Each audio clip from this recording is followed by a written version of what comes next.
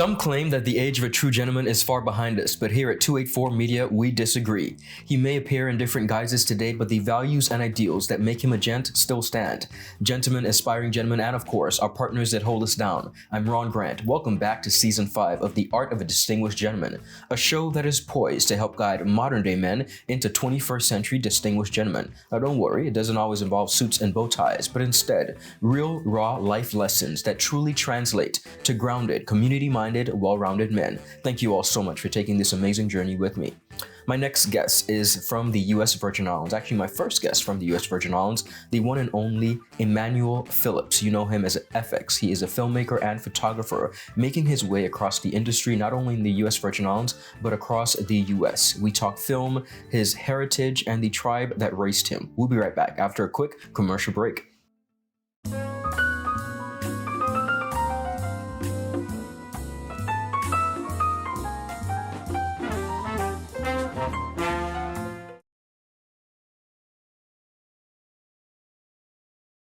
Gentlemen, it's time to discover That Guy Experience. We are a product line specifically catering to the men with beards. Our products are 100% natural and handmade right here in the BVI. Butters, oils, and cleansing products, all designed to add softeners, shine, and growth to your beard and hair. Visit us at Meraki Hair Clinic or thatguybvi.com and begin your journey as that guy. We are a life-changing experience. That Guy Hair and Beard Products. Welcome back, everyone. As promised, you are in the heart of Season 5. I am joined by the one and only Emmanuel Phillips. Emmanuel, welcome to our platform. Thank you for your time, brother. Yes, of course. As I mentioned in the introduction, you are from the U.S. Virgin Islands. Yes. But you have a extensive, very rich history that would make your mom and your family descendants of Salt Island. Yes, that's correct. It's the Taino tribe, am I correct? Yes, the Guinea Taino tribe of the Virgin Islands. Wonderful. You are one of 12. One of 12 from the same parents. Mom and dad. Yes. I want to talk about that for a bit. What has that very rich family heritage been like for you? How has it influenced the man that you are today? I think that when you think about growing up, especially when you're speaking about being a gentleman, there are certain paths that one might take that will allow them to learn the most as it relates to the morals, the belief system that a gentleman can have. Mm-hmm. Raising a family is easily one of the simplest and one of the most influential things that a man can do to help him to become a gentleman. Getting to watch the interaction between my parents for my entire life has shaped the way that I think about relationships, the way I think about communication, the way that I see how all 12 of the children that they've created were so different. Mm-hmm. And what works for this child doesn't work for that child. And getting to see like the intricacies of that interaction has helped me to look at the world a lot differently. Amazing. And it's not even to say that I watched my father and I wanted to become him or be like him. But it's like the understanding that when you see this interaction between mom and dad, husband and wife, you learn what it is that you want to do for your relationship. Understood. Learn what you want to do for the person that you choose to be with, and learn how you can deal with your own children when they come. Understood. No children of your own? No children of my own, not yet. When you think of taking some of the qualities, what are some of the qualities and the characteristics that you look for in an individual? Oh my goodness. I think the easiest is communication. It's an extremely simple concept, but in practice, communication is... It's tough for most of us. Very difficult. A lot of people attribute how they communicate to how they were raised, but that's one of my points about how you have to learn. You learn about different people. You learn about what works and what doesn't work. You learn about yourself, because what might work for you, as in the kind of communication that you like to receive from other people, might not work the other way around. I love people to be very straightforward with me. Okay. Very blunt.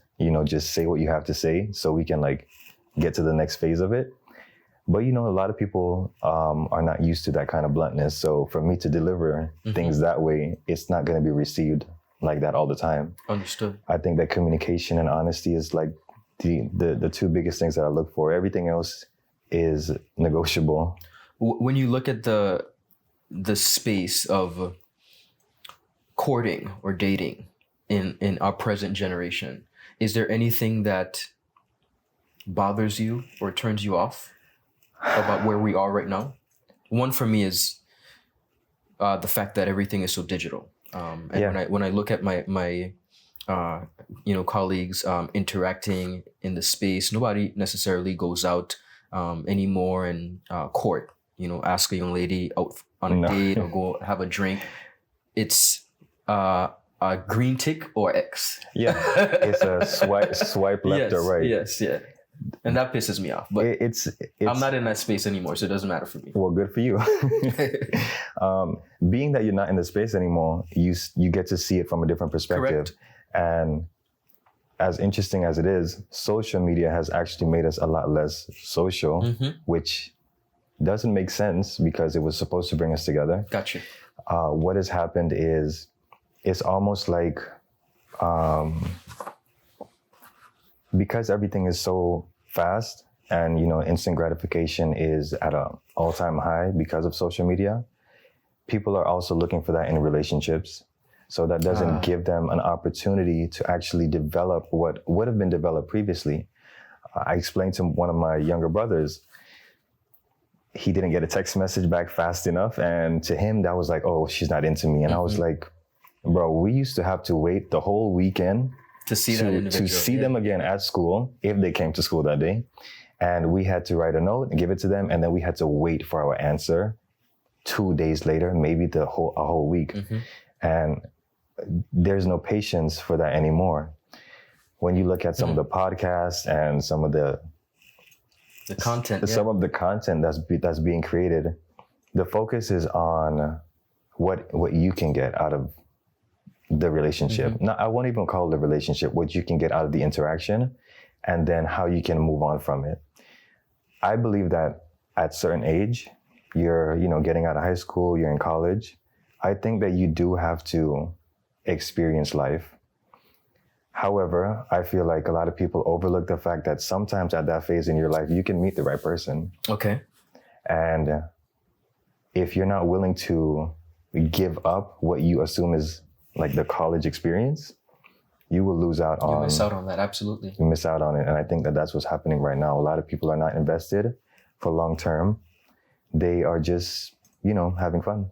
Now that's on the relationship end, but when you look at our generation of young men particularly, is there something that concerns you? Is there anything that bothers you?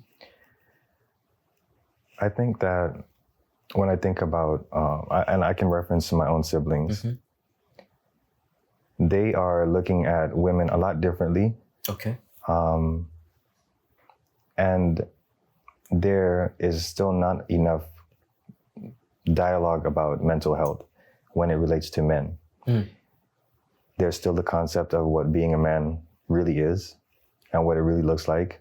And unfortunately, it looks like a lot of hiding pain. Yes. It looks like a lot of like pushing through hurt, and it looks like a lot of like unhealing. And avoiding traumas. We know a lot of things that has happened individually in our past, like we know them.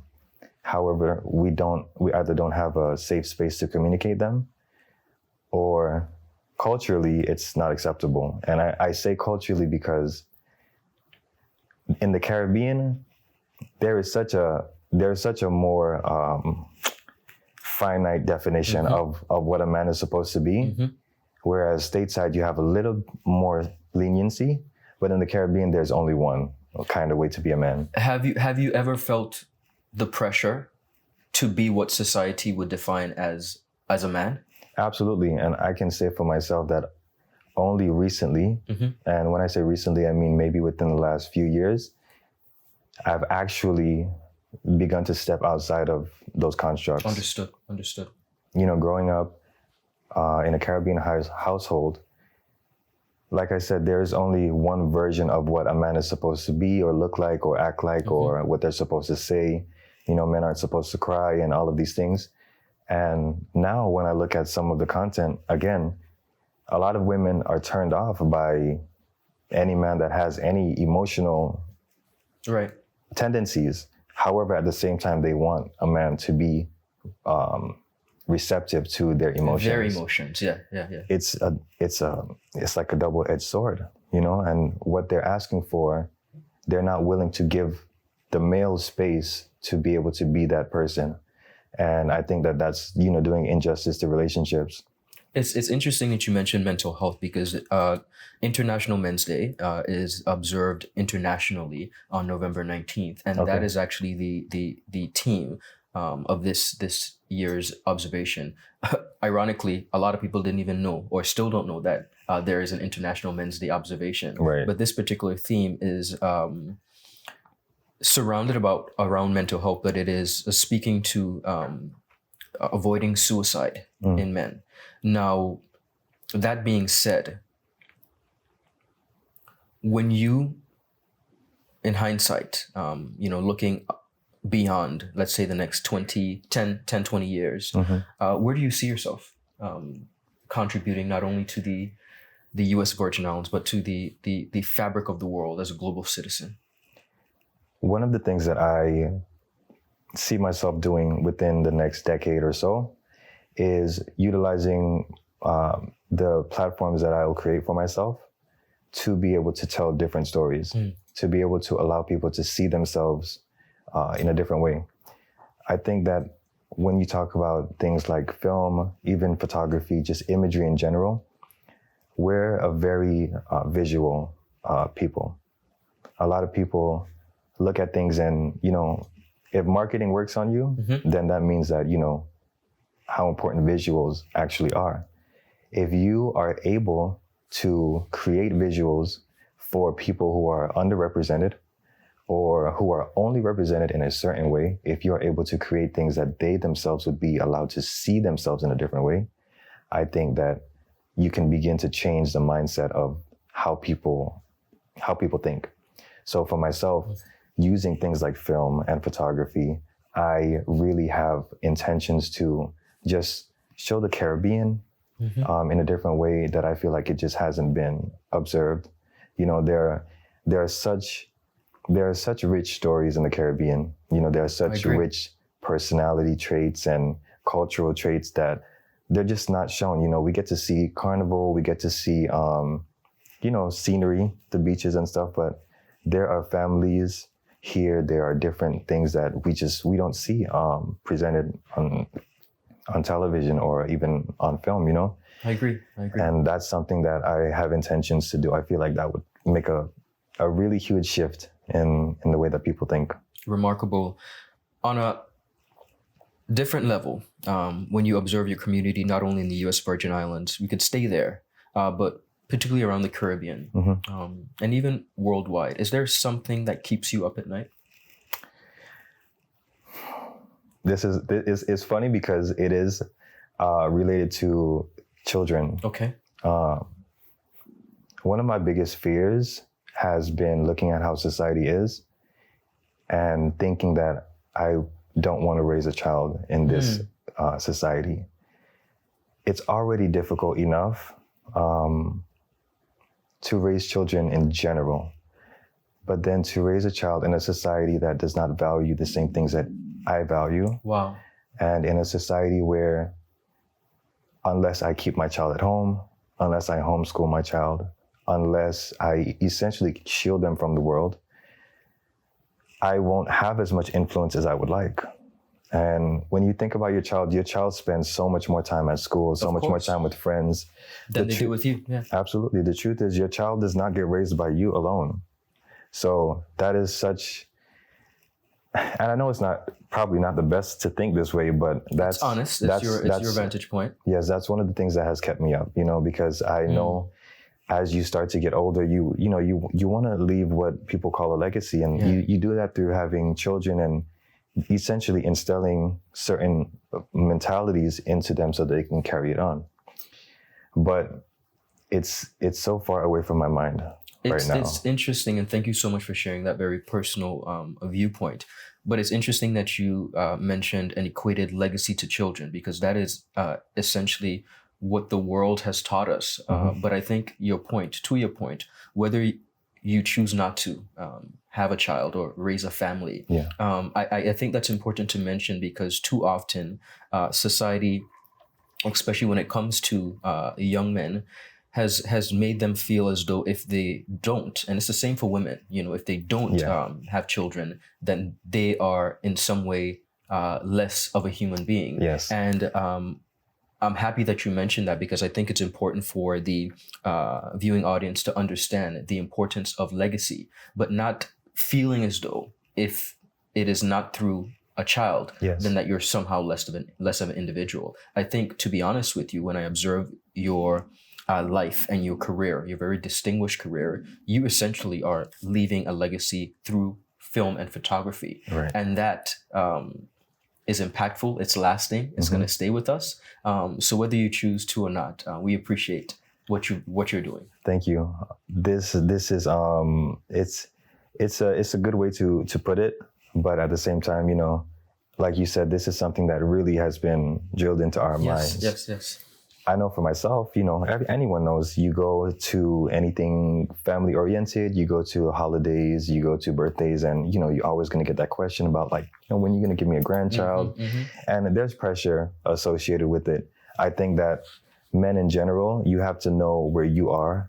You have to know where you are mentally, spiritually, physically, financially. You have to know where you are and what's going to make you feel comfortable enough to be able to bring another person into this world and then take care of them. Well said. And, this is not something that is supposed to be decided by pressure. I know too many people, there are too many friends that I have who have children or a child or who have gotten married, and it was absolutely based on pressure. Understood. The idea that you're doing something to please someone else generally does not always work out for your interest. And, unless this is something that is decided on with both people, then you should be comfortable enough to say no or say you want to wait or, things like this. But once again, this is like communication. It's powerful that you mentioned being comfortable. Would you say that you've always been so comfortable in your skin and so grounded? Where at what point did that come about? Once again, only recently. And I can't even say that I have reached a place where I can tell you that I'm comfortable. I can tell you that I am a lot better than where I used to be. Good. Before, there was a space in my life where I did not like the person that I was, but it was based on the way that other people perceived me. Having to unlearn the things that are said to you is a very lengthy process. Having to heal from different things that has happened in your past is a very lengthy process.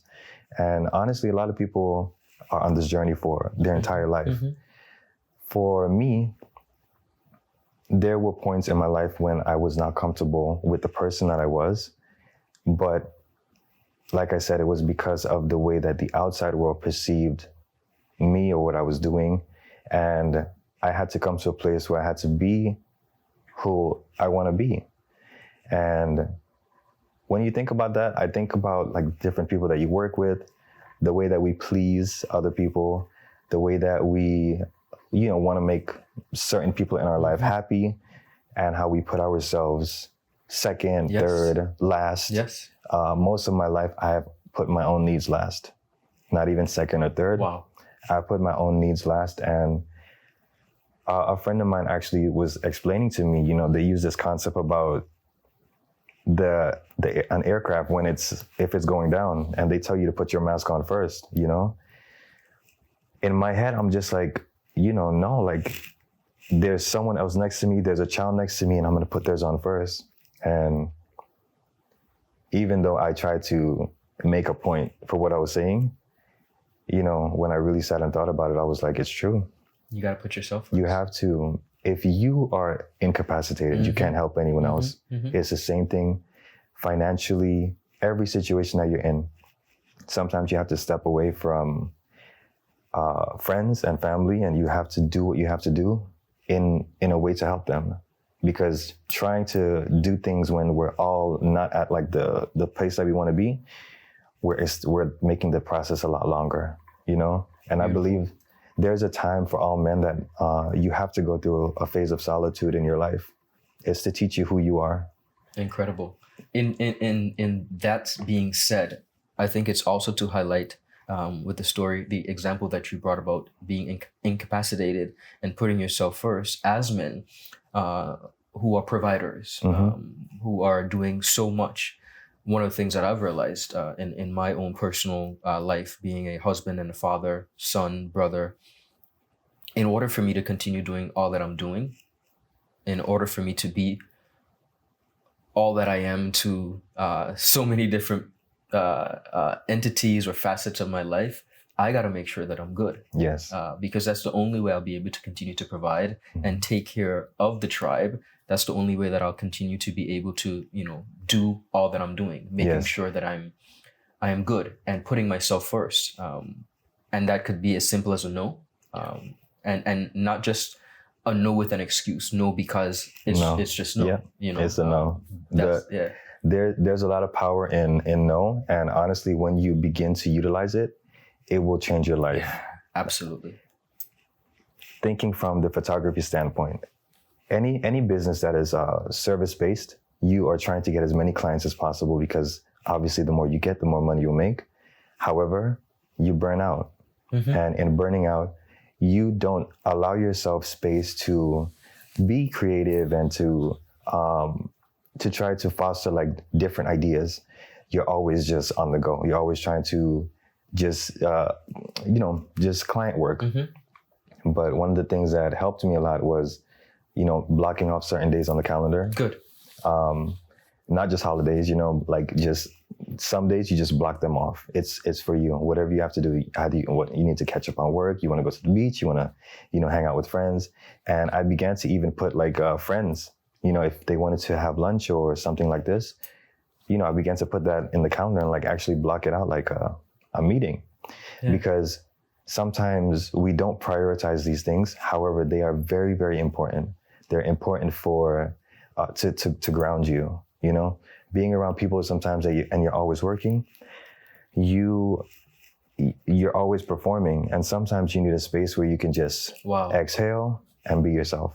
Bro, you are speaking to the choir in the sense that I could do better at that. Okay. I always find a window.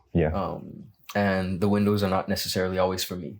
It's for work or family. But you are speaking to the choir, so I appreciate those nuggets. Man, I'm speaking to myself too, because this is why I've had to do this. And like I said, it's everything. It has been very recent, because as you get more into work, you start to realize these things. When I started to feel like too burnt out, and I'm like booking multiple photo shoots in a day, it's nice to work. Nice to be busy, The whole point is you go through a phase in your life where maybe you will work every day for an entire year, maybe, but you're supposed to learn from that experience so that as you go on, the days can become less. You get more time to spend with your family.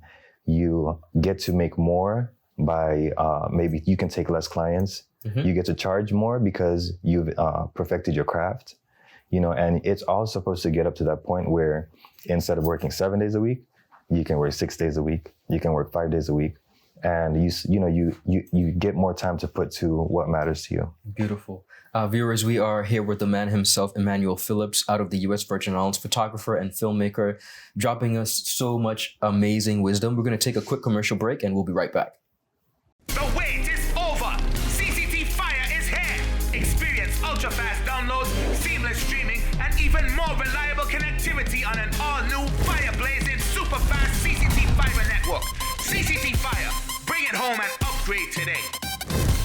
Brilliant Hands and Minds tutoring services, one-on-one tutorials in math and English, intense homework assistance, academic enrichment, school projects, effective communication and public speaking development, sign language for adults and children on Saturdays only. Registered with the Virgin Islands High School Certificate Program, Brilliant Hands and Minds can help you too. offering intense curriculum-based training to help you or your loved ones get their high school diploma. It's time to make your family's education a #1 priority. Hurry, space is limited. Brilliant Hands and Minds Learning Center. We are the trained education professionals. Welcome back, viewers. As I mentioned before, we are here chopping it up with the man himself, Emmanuel Phillips. Emmanuel, you have shared some very personal nuggets, and I want to take this opportunity to thank you so much for the gift that you continue to give and share with the world.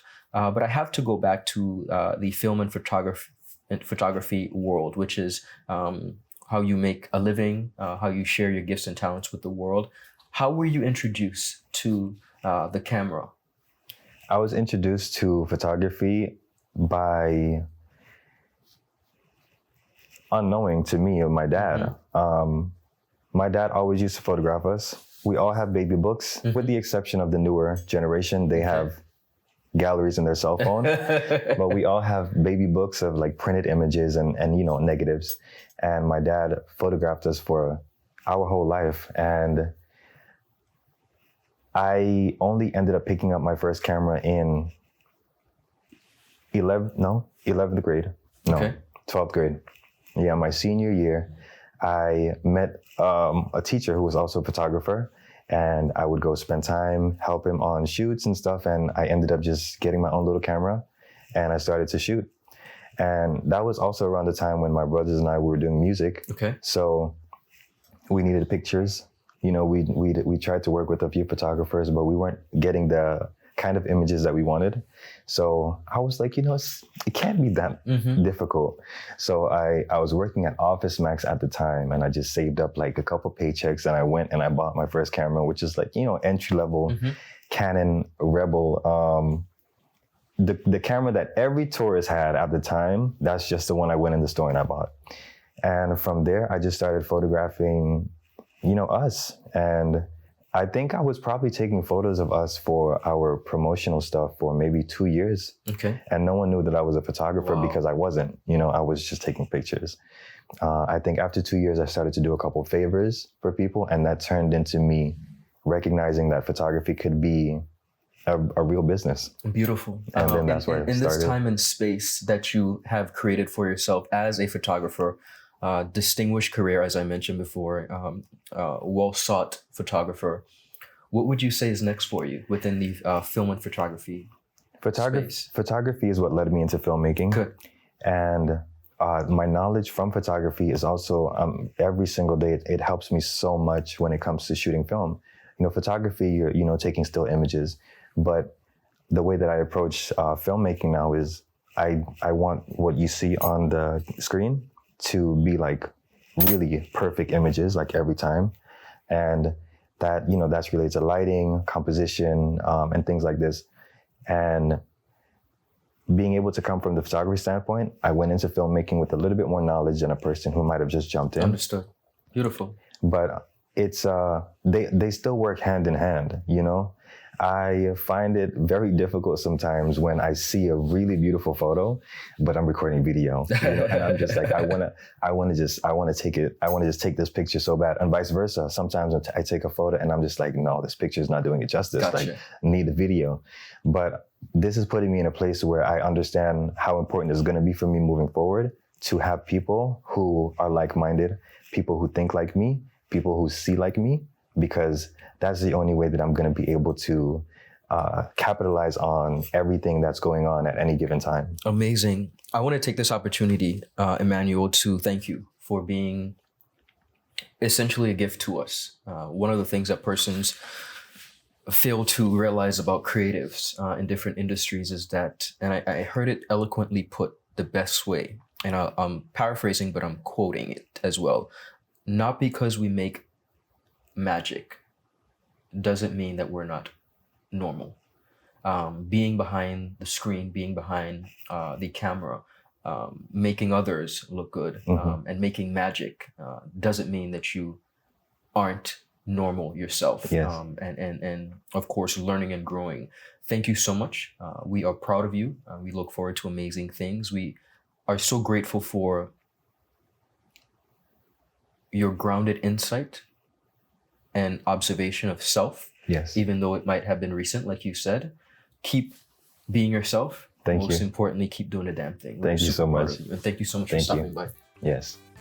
Viewers, you have been watching The Art of a Distinguished Gentleman with the man himself, Emmanuel Phillips, out of the U.S. Virgin Islands, one of the most grounded and wise as they come, of course, sharing his story with us. I have been having an amazing journey this season, featuring the best and brightest of not only the BVI gentlemen, but across the U.S. Virgin Islands and, of course, the U.S. I want to thank you guys so much for rocking with me. I'll see you next week. Bye-bye.